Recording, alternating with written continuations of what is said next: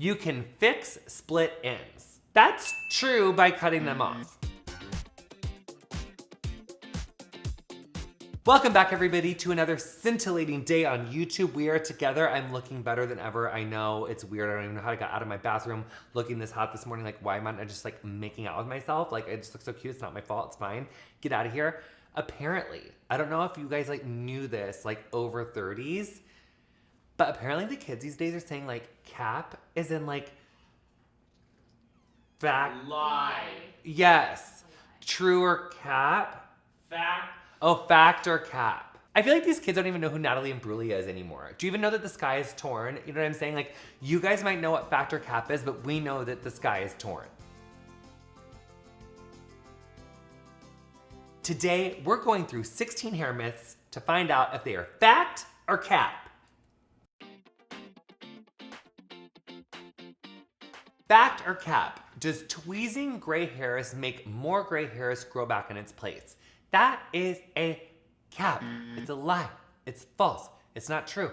It's just that if you have like a long silver hair and then you pluck that silver out, when it regrows, it's gonna be like a pokey little short hair that's gonna be a little bit more obvious because it's like not the same length as everything else. So no, it doesn't make more silver hairs grow back in its place. It just makes like an annoying short hair. And actually I have a really good friend who literally tweezed a bald spot right here in her head because she wouldn't stop tweezing out the gray hairs. So don't do that.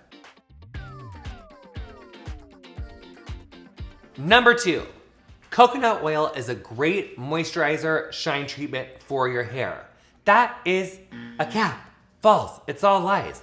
Because coconut oil is a medium chain fatty acid, so it sits on the outside of the hair, sits on the outside of the scalp, actually can't penetrate the cuticle, so it just kind of sits on the outside. And not only that, it creates a barrier so that other ingredients and other parts of your products can't penetrate, so it's not good. I mean, it will make your hair like greasy, oily, heavy, shiny, but not like pretty, shiny that we want our hair to be like.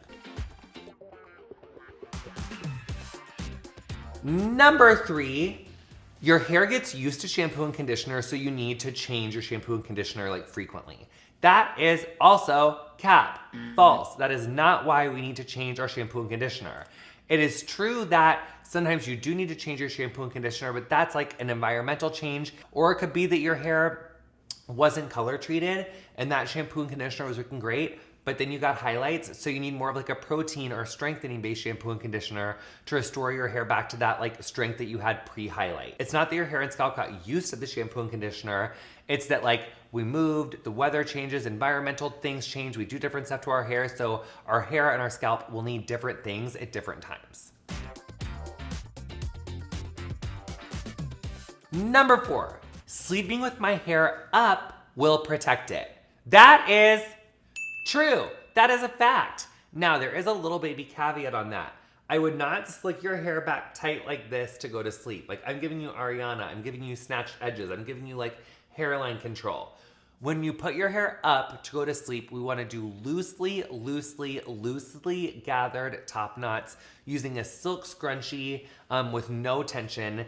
And the reason for that is we want to get this old hair, like the hair that's like down on your body that makes up your ends, which is like 3, 4, 5 years old. We want to get that away from your body heat, put it on top of your head so it's not enduring the friction and the rubbing of getting caught between like your sheets and your body heat, which is like a 98.6 degree flat iron and then some, because you know it gets all hot in those sheets at night. So loose top knots, silk bonnets are totally your friend. If you're someone who has really short hair, you might want to go for like a do-rag or a silk bonnet, or definitely silk pillowcase. Or if it's like a bob and you can't get it all up, you can do like a half up, half down, kind of like what I'm doing, like get this top hair up. Yeah, so yay for us, protect your hair, sleep with your hair up, loosely. Number 5, your hair should sound squeaky clean when you're done shampooing and conditioning it. That is a cap. I feel so cool. That is false. That is not true. When you have that like that really squeaky squeak, that is your hair having like no oils left on it, like being totally and completely stripped. That is not the feeling that you want out of your hair when you're done cleansing it. You still want there to be like a little bit of a slip. You want there to be some moisture there. And really that squeaky squeak is like the absence of moisture. Number 6, curly and textured hair needs more hydration. That is a fact.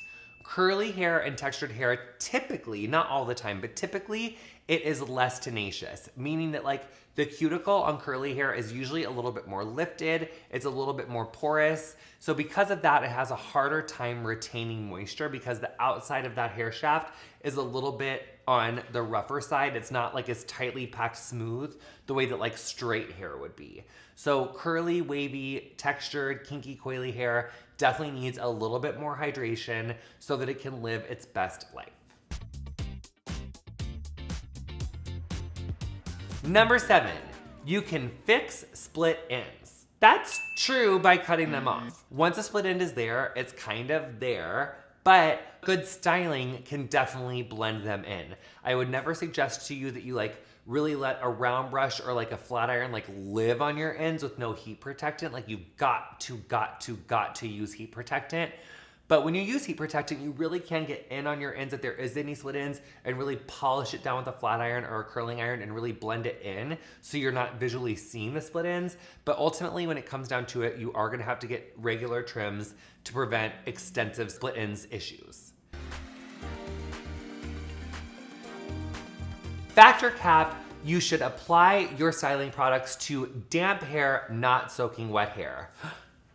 This is actually such a good answer because this is one of those things where like a true or false, yes or no, black or white answer is not really fitting because it completely 100% depends on your hair type and what you're doing with your hair. And typically for like in this case with heat protectants, you do want to put them on damp hair, like not soaking wet. So for like my hair, I would put it on my hair damp.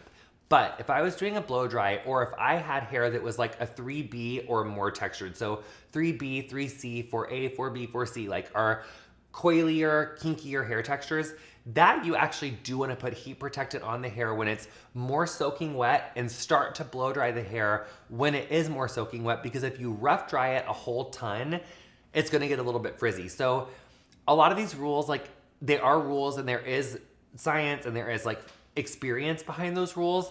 And also everybody is unique and individual and everybody's hair types are different. So if your hair is like less textured, more on the straighter side, maybe a tiny little bit of a bend, a little tiny wave, then you're gonna wanna put your heat styling products on more like towel dried damp hair. If your hair is more textured, more coily, more kinky, like tighter curls, you're gonna wanna towel dry. Obviously it's not just like pouring water everywhere, but you do wanna start your blow dry on wetter hair. So you're gonna apply your heat styling stuff to wetter hair if it's more textured. Number 9, wetting your hair down before jumping in the pool can help reduce damage to the hair. That's a fact. Actually, your hair is just like a sponge, so wetting your hair down and especially applying some conditioner on your hair before jumping in the pool will make your hair more resistant to damage from the chlorine, from the sun, from just like all of the chemicals in that water. So that's actually a fact. It's really good practice to wet the hair down, put some conditioner on it. Even if you're wearing a swim cap, put it on underneath. So much better, your hair will thank you for it later. Number 10, dandruff and scalp flakes are the same thing. That is a cap. And capital letters, cap, honey, that's all lies. You're a fake and a fraud and a phony, honey. Because dandruff, you need a doctor to diagnose, whereas like dry, flaky scalp is like, you know, you can be like, oh, my scalp's flaky. All flakies from your scalp is like scalp flakes, but not all scalp flakes are dandruff. Dandruff actually, like, it usually comes out more in like kind of like puzzle piece shapies, like they're like a little bit bigger, and you actually can see the holes in the chunks of dandruff, like where the hair was. So it's very telltale. You really can't miss it. It's a thing. Hairdressers are also like kind of doctors. So I guess I can diagnose it, but I've just seen it enough in my day to know, honey. Yeah, it's not the same thing. Using a wide tooth comb or a wet brush after putting on styling products helps disperse the products better. That is a fact. We love it. Put a ring on it. So that's super duper true. If you're only using your fingers to apply product like this kind of, it really is harder for it to get like evenly distributed throughout the hair. And that's actually not only true of products, it's also true of conditioner. Your fingers are just like so much bigger than the hair shafts. And so you really do need like that wide tooth comb or the brush to get everything through your hair evenly. Number 12. Fine hair does not need conditioner. Lies, fake, frauds, and phonies, honey. That is cap. That is not true. And the amount of fine-haired people who have torched, up hair that just looks like rats have been chewing up on the ends of it, it is precisely because they don't use conditioner, so their hair is not getting the strength and the resources that it needs to stand up to the environmental stressors, the sun, heat styling, even sleeping with your hair down. So if your hair is fine, what you really need is a volumizing conditioner, because that volumizing conditioner is gonna give you slip, it's gonna help the hair be more restored, it's gonna help it be more protected, and it won't weigh your hair down. Number 13, using a cotton t-shirt is better for your hair than using a towel. That is true. The fibers of a cotton t-shirt are less abrasive, they're less rough than like the fibers on a towel. So using a cotton t-shirt to absorb all the water out of your hair before you start to blow dry is really effective. It really does make your blow dry feel a little bit nicer at the end. Another thing to remember, if you are using a towel, you don't have like that extra cotton t-shirt laying around, that's all good.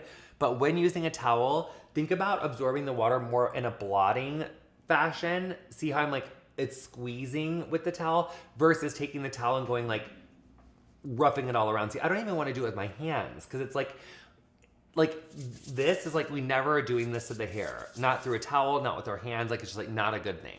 Unless it's like already all the way dry and you're like just, you know, kind of going like this to like create texture with like a texturizing spray. But especially when the hair is wet, like we're not like roughing it up like that. Number 14, a 2-in-1 shampoo and conditioner is better for short hair. That's a cap. Like, that's not the case. We're not down with that story. That's not true. Also, 2-in-1 shampoos, conditioners, like, I really don't like on anybody's hair unless it's a co-wash, which is like a different thing than like a foaming shampoo conditioner. A co-wash is like a cleansing conditioner. There are some of those that I like. They have their place, they have their time, but I don't think that they're like an ultimate replacement for like shampoo and conditioner. Number 15, the type of brush you use on your hair matters. That is true as the day is long. For instance, if you use a metal round brush, that's gonna take more volume out of your blow dry because the metal gets hotter, so it's really gonna like seal your hair down. If you use a boar bristle round brush, that's gonna make your hair a little bit bigger and floofier because it doesn't get as hot, so it kind of leaves the hair a little bit like more fuller and like fuzzy. So for fine-haired people, they really like a boar bristle usually because they want the hair like as big and full as it can be. For people who have like curly, textured, coily, kinky hair that want a really smooth blow dry, they're gonna probably want more of a metal, and a metal's gonna work better because it like takes more volume out of the hair, like knocks down that kind of fuzziness. Number 16, repeated tight hairstyles can cause hair loss over time. That is true. For me, like with my little like slick back, gorgeous like half updo like this, I would really only wear my hair like this like once or twice a week. I would not wear my hair in like a slick back bun or a slick back super tension top knot every day because it can absolutely lead to traction alopecia or hair loss over time. Wherever the hair is having to travel the farthest to like meet wherever you're securing it, whether it's up here or down here, the hair that's traveling the farthest is the most prone to breaking. You just gotta be really careful. For me personally, I don't do it ever more than like 1 or 2 days a week. So you just gotta be careful with like how you're pulling on your hairlines.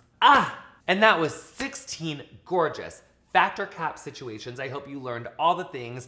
I just got Benjamin Button's disease and like lost 12 years of my life. Like I'm literally probably like 23 or something because I say factor cap. Like I'm so with it. I'm on Snapchat. I'm Gen Z. I am the future. I'm a cool mom. Fully 35 and not any of those things, but I did have fun and I hope you had so much fun. We love these games, we love these lessons. Thanks for coming to our YouTube. Thanks for supporting us. We love you so much. Take a please, actually I didn't mean to cuss you and I didn't mean to point. Please take a selfie with Jared. Hashtag make Jared an internet celebrity is foisted upon us yet again. It's happening, people. I feel it titillating in my body. It's gonna happen. I feel good about this. We love you so much, YouTube. Thanks for coming. Yes!